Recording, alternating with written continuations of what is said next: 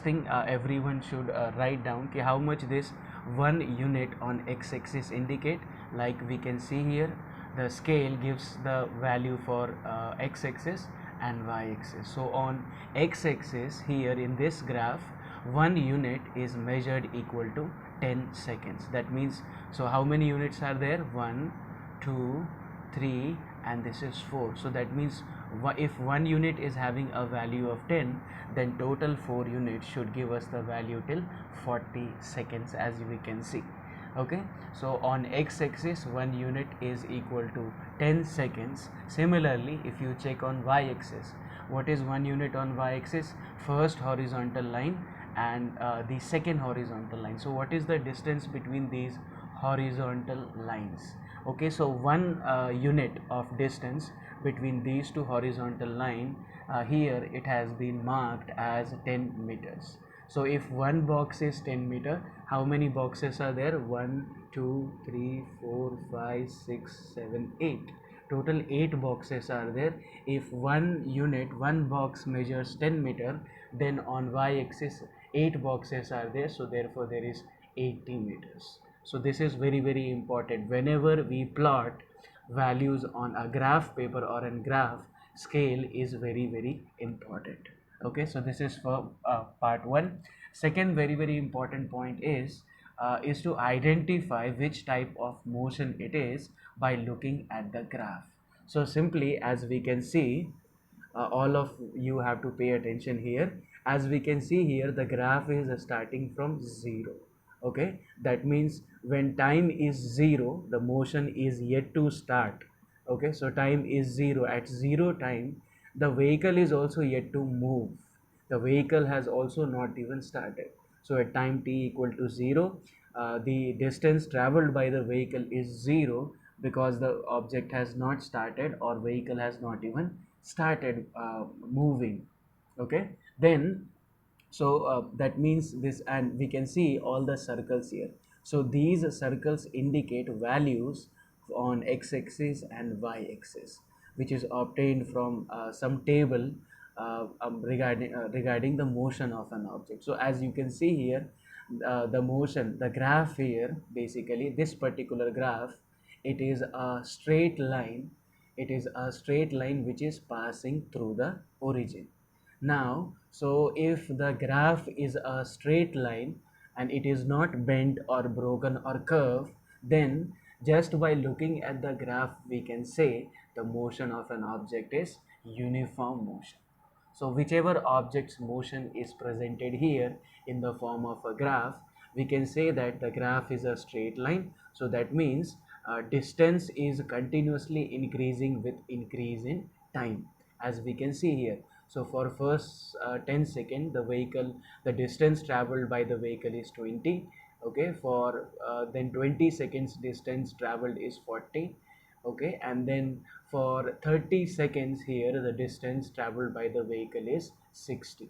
So as the time is increasing, correspondingly the distance is also increasing. Therefore we have a straight line. And one more thing, a vehicle cannot move from one place to another place if it is not having any speed.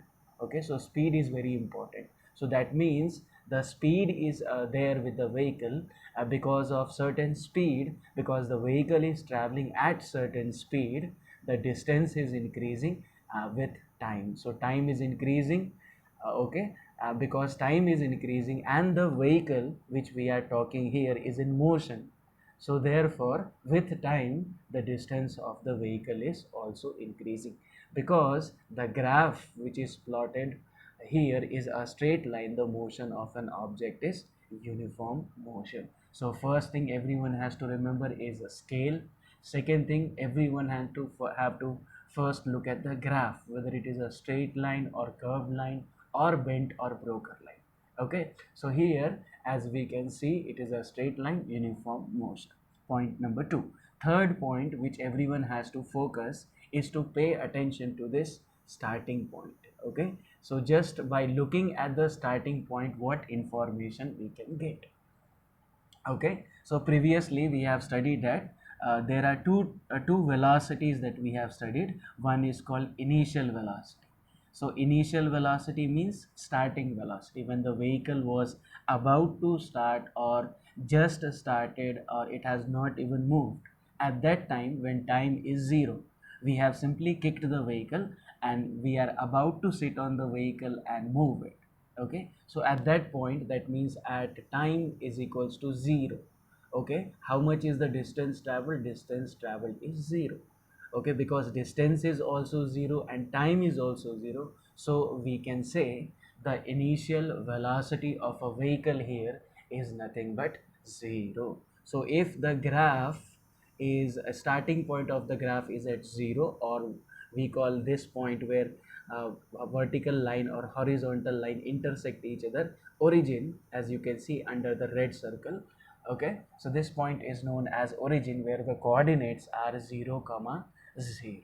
Okay, so if a graph is starting from that point or it is passing through that point, then we say the initial velocity of the vehicle is 0, and time, by looking at the x-axis, we can say time t is equals to 0. So if time is 0 and the velocity is 0, that means the vehicle was initially at rest, then started moving with certain speed. Okay, so point number 1, scale. Point number 2, look at the graph. Point number 3, everyone has to look at the initial starting point of the graph. Right, now initially, because the vehicle was at 0, now we would like to know what was the speed of the vehicle, with how much speed, because it says uniform motion. So uniform motion means velocity is constant. Okay, so after the vehicle has started and it started moving, the distance started increasing, what was the speed of the object, right? So this is fourth point that everyone has to remember. Okay, so very very importantly, okay, if the graph is a straight line and it is passing through 0 comma 0 or origin, then and then only we can use formula speed is equals to distance upon time with only one values. Okay, then how to find the velocity of an object from the distance time graph? Okay, so first of all, pick any point and draw a horizontal line like this, like we can see here, a horizontal line which is intersecting here, and we have to draw a vertical line like this.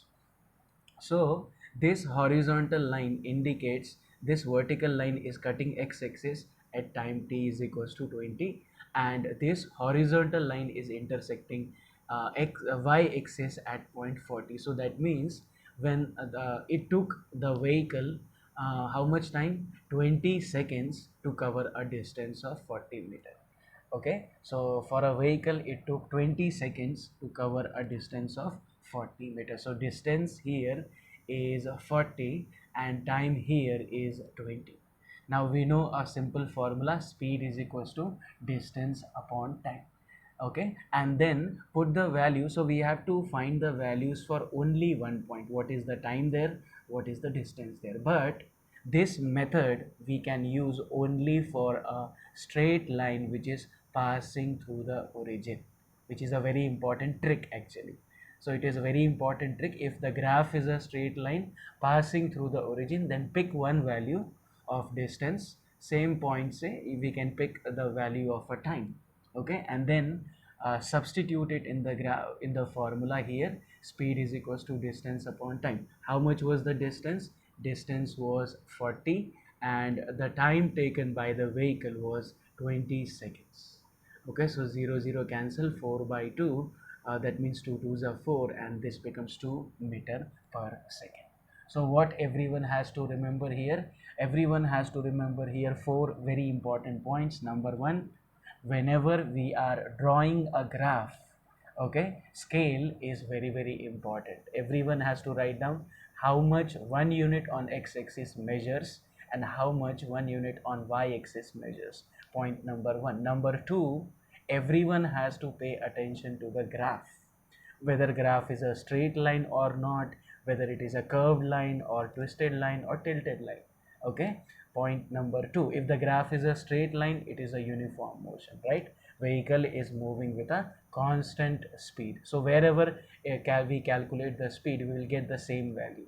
For this particular graph, everywhere we will get a speed of only 2 meter per second. So point number 1, scale. Point number 2, look at the graph. And point number 3, everyone has to also check the starting point. Okay, if the starting point of the graph is at the origin or it is passing through the origin, then we say the vehicle was initially at rest, or initial velocity of the vehicle is 0 at time t equals to 0.